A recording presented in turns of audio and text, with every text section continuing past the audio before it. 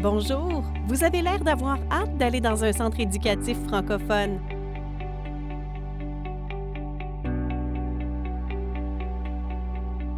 Ah, tu sais, ce n'est pas automatique. Il y a différentes façons d'entrer dans le système scolaire de langue française.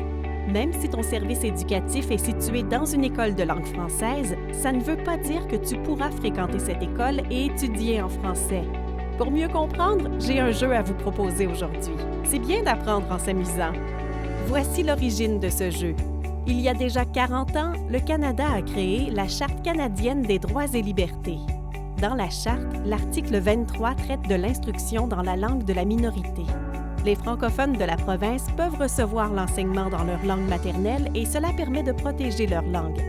Malheureusement, trop de francophones ont perdu leur français avant la création de cette charte. Par exemple, une loi de 1912 obligeait les Franco-ontariens à recevoir leur éducation en anglais.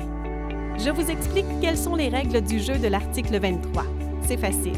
Dès que vous répondez aux critères, vous pouvez monter. Si votre famille veut que vous étudiez en français, il faut qu'un de vos parents soit un ayant droit. Pour commencer, dans quelle province habites-tu?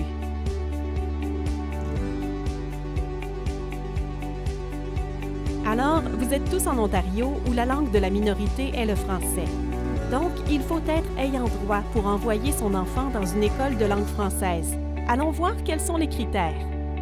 Est-ce qu'un de vos parents a le français comme langue première? Est-ce qu'il le comprend encore aujourd'hui?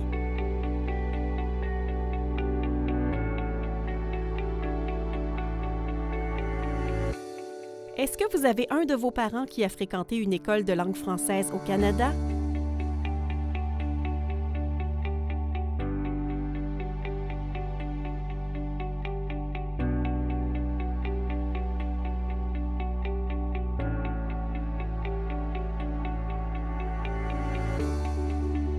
Est-ce que ce parent est de citoyenneté canadienne?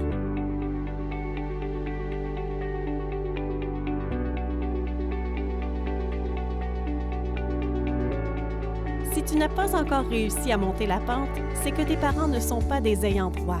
Mais ne t'inquiète pas, il y a encore une autre façon d'avoir accès à l'éducation en français et d'avancer dans le jeu. Tes parents peuvent contacter la direction d'école et rencontrer un comité d'admission.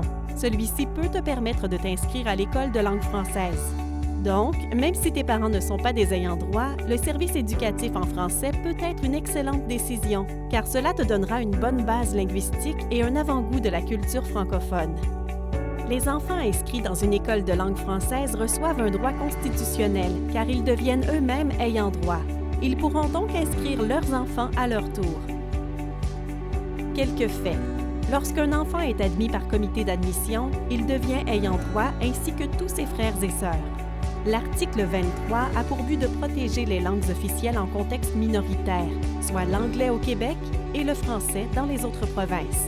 Il oblige les provinces à instruire dans la langue minoritaire là où le nombre d'enfants est suffisant.